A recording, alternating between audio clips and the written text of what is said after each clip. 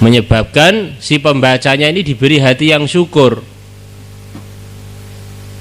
kepada nikmat-nikmat yang telah Allah berikan kepada dia, terutama nikmat agama. Setan bersumpah dalam Al-Quran untuk menggoda manusia dengan segala cara biar mereka tidak bersyukur. ثُمَّ لَآتِيَنَّهُمْ مِنْ بَيْنِ أَيْدِيهِمْ وَمِنْ خَلْفِهِمْ وَعَنْ أَيْمَانِهِمْ وَعَنْ شَمَائِلِهِمْ وَلَا تَجِدُ أَكْثَرَهُمْ شَاكِرِينَ.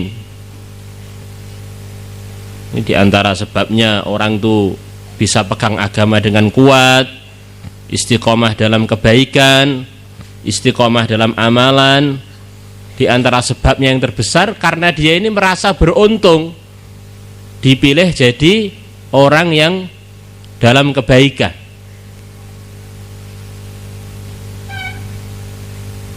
Merasa ini memang keberuntungan yang tidak bisa dibandingkan dengan apa saja.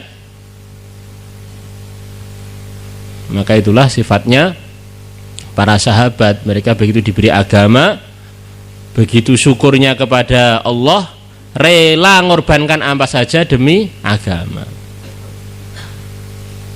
Dan orang ini kalau amalannya itu didasari dengan syukur, Allah janjikan akan tambah-tambah kenikmatan lagi kepada dia.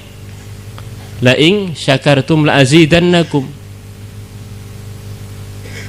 Bahkan para ulama mengatakan kalau orang ini amalannya asasnya syukur, nanti amalan ini menjadi semangat dan hilang malasnya. Seperti arahan Allah kepada keluarganya Nabi Daud supaya mereka beramal diasaskan atas syukur. I'malu ala Dawud syukra wa qalilum min ibadiyas syakur. Kenapa santri di pondok itu kurang betah, ngapalkan Quran lari sana lari sini, pakai cadar dicopot sana copot sini. Nah, kalau ke pondok sepertinya pakai cadar, keluar sedikit pakai kutang. Nah, kenapa? Karena kurang bersyukur. Nah, dipilih jadi orang yang masturat tuh nggak syukur, ingin jadi maftuhat saja. Nah, coba kalau bersyukur, wah ini dia akan kenceng pegang kebaikan-kebaikan yang telah Allah berikan kemudahan pada dia. Orang itu kenapa toh kok betah kumpul dengan orang soleh, kumpul dalam suasana kebaikan? Karena dia ini merasa ini keuntungan dia, bersyukur. Akhirnya di pondok 10 tahun nggak terasa, perpulangan pulang saja males. Nah, ini baru santri yang syukur. Santri ingat rumah terus kurang syukurnya, bahaya ini. Ini sudah ada benih-benih godaan setan masuk dalam hatinya.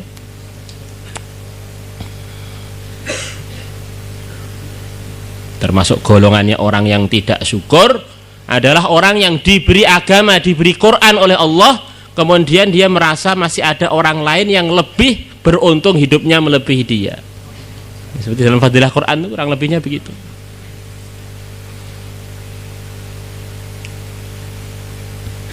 Kita bisa baca dengan hafalan juz amma itu lebih mahal dari segala kenikmatan-kenikmatan dunia.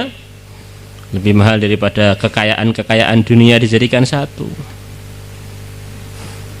Nah, ini diantara asbab untuk mendatangkan hati syukur nih, baca ayat kursi.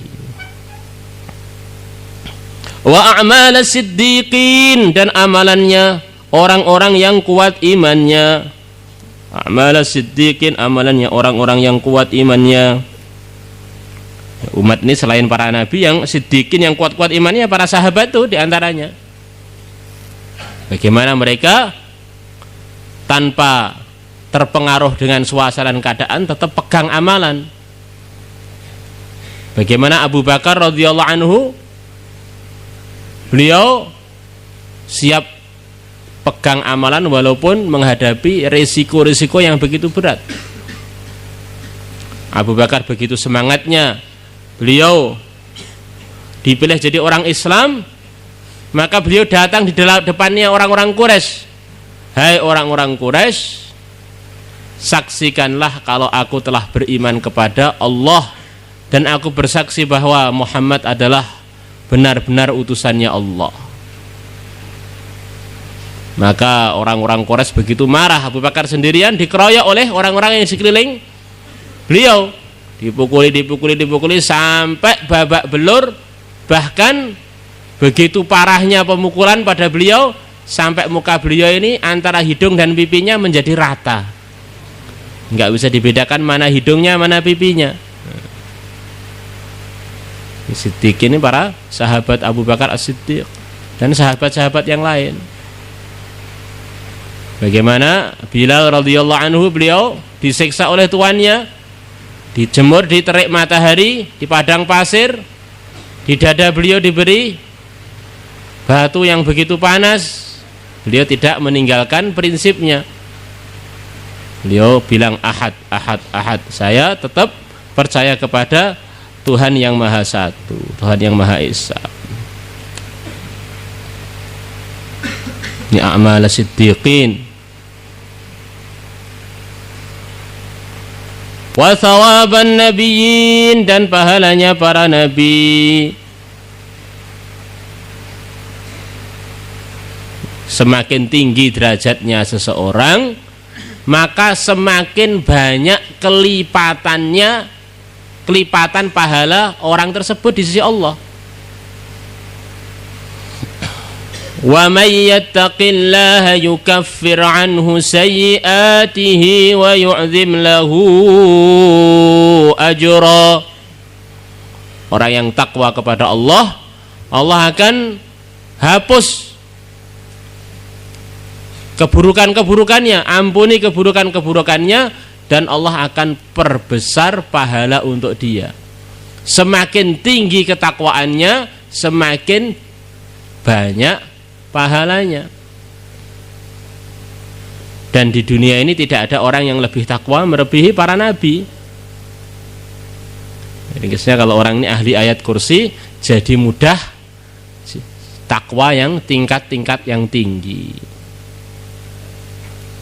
Rasulullah SAW bersabda, kalian jangan mencaci para sahabatku. Bagaimana memahami ini khitab untuk orang selepas para sahabat sampai kita. La tasubbu ashabi, la tattakhidhuhum min ba'di gharada. Selepas saya wafat jangan sampai kamu jadikan sahabat-sahabatku sebagai sasaran cacian, sasaran gunjingan. Kalau ada dari kalian yang infak mithla Uhudin zahaba, seperti gunung Uhud berupa emas, ma balagha mudda ahadihim wala nasifahu, pahala infak dia satu gunung emas tidak akan bisa menyamai pahalanya infaknya sahabat satu mud atau bahkan separuh mud. Yang mana satu mud itu hanya 4 on saja, 6 on saja, atau bahkan 3 on, separuh mud. Karena ketakwaan mereka yang tinggi, orang yang tidak takwa seperti mereka pahalanya nggak bisa. Nah, ini dia diberi thawaban nabiyyin. Wa basata alaihi, dan Allah akan membentangkan alaihi atas dia yaminahu, kanannya Allah. Maksudnya kudratnya Allah, kekuasaannya Allah birrahmati, dengan disertai rahmat. Walam yamna'hu, dan tidak menghalangi dia min dukhulil jannati, dari masuk surga, illa ayyamuta, kecuali dia mati, fayadkhulaha, maka dengan sebab dia mati dia langsung masuk surga. Di antara dia dengan surga ini penghalangnya hanya kematian saja, mati langsung dapat tiket ke surga. Maknanya ini panjang. Sebagian ulama mengatakan maknanya ini orang ahli ayat kursi ini maknanya dia jadi mudah mengamalkan seluruh agama, mudah menjauhi seluruh larangan agama. Inilah orang-orang yang begitu mati, swarga gandul-gandul. Ini swarga sudah jadi jatah yang pasti untuk dia.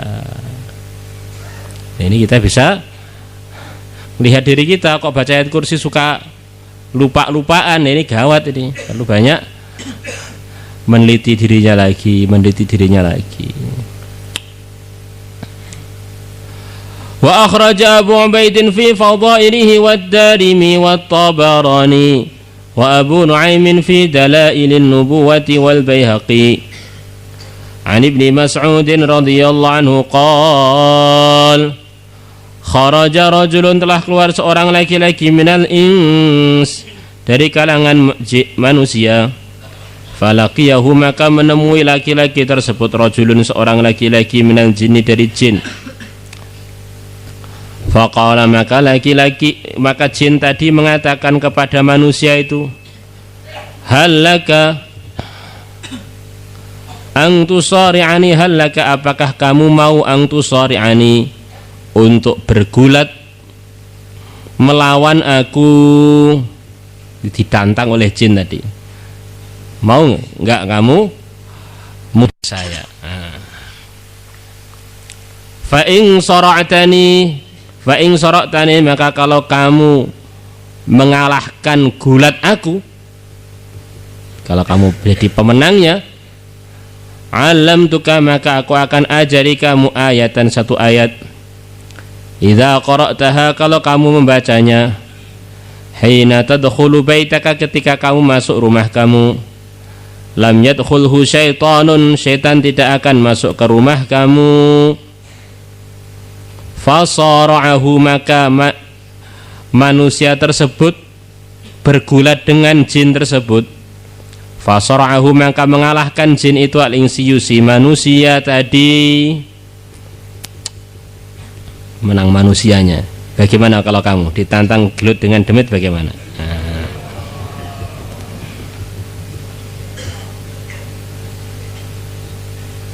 Ya, orang ini ngaji begitu itu ya memang untuk dipraktekkan dalam kehidupan.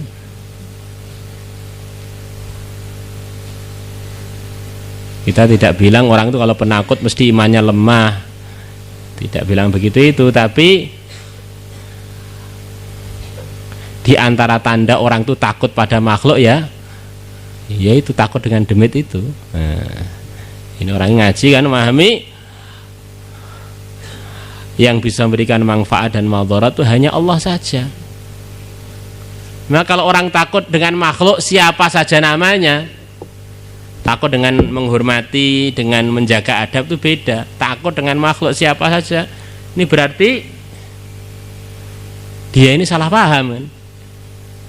Makhluk ini seperti boneka-boneka yang digerakkan oleh kudrat dan iradahnya Allah, nggak bisa bergerak sendiri tanpa digerakkan oleh Allah. Kalau kamu melihat orang membawa pedang, jangan takut pada pedangnya, lihatlah tangannya, karena letak gerakan itu pada tangan. Lepas kamu lihat tangannya, jangan takut pada tangannya, lihatlah pada kekuatannya yang mau menggerakkan tangannya itu.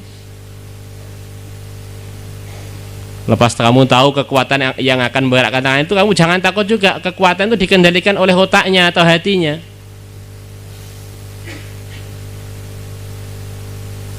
Lepas itu kamu jangan perhatikan pada hatinya dan otaknya, itu dikendalikan oleh kemauannya.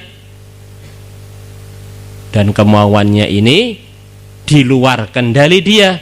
Yang mengendalikan adalah si pencipta dia, Allah Subhanahu wa ta'ala. Jadi orang ini takut pada makhluk itu salah paham. Kadang-kadang sudah nyantri lama itu masih salah paham terus. Seperti orang lihat film kartun begitu itu, film kartunnya ada boneka bawa tombak. Nah, terus kamu lihat di TV ketakutan, sampai terkencing-kencing. Nah, seperti anak kecil begitu itu. Nah, juga orang kalau ketemu dengan demit ketakutan tuh mirip begitu itu. Ini salah paham ini. Nah, Allah.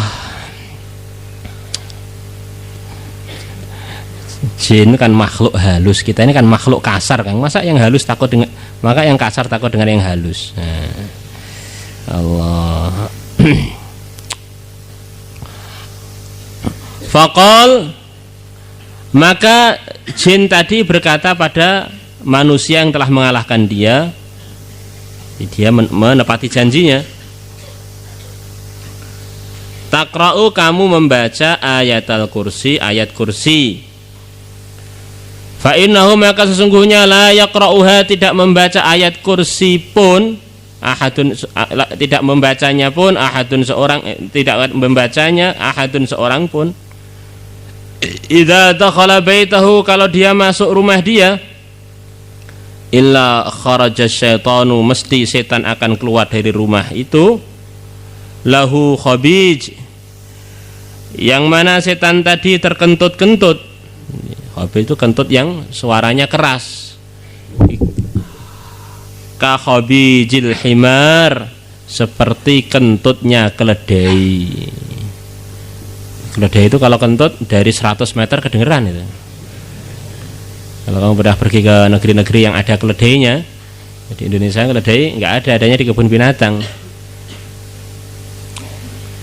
Itu masya Allah, di perempatan sana dia kentut, dari pesantren pusat ini kedengeran. Di seumpama Allah buka telinga kita ke alam gaib, orang baca ayat kursi ke rumah, serumah itu setan lari sampai terkentut-kentut, kedengaran sampai ratusan meter.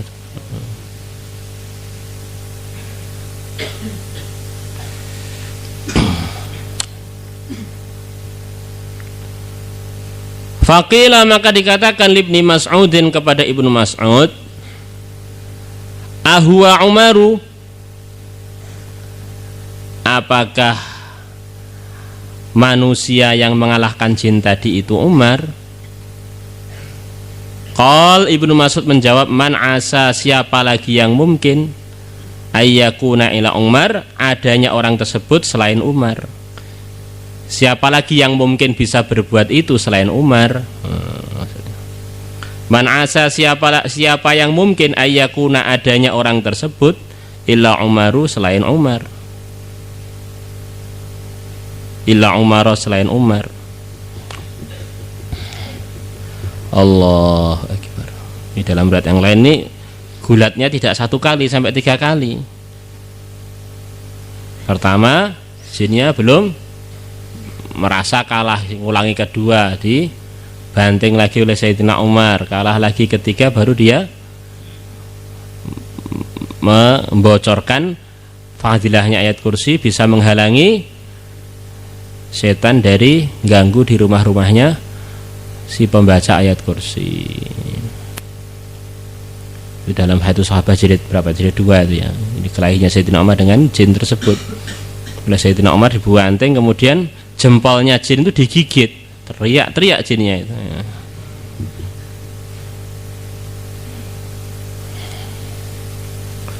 Allah Akbar.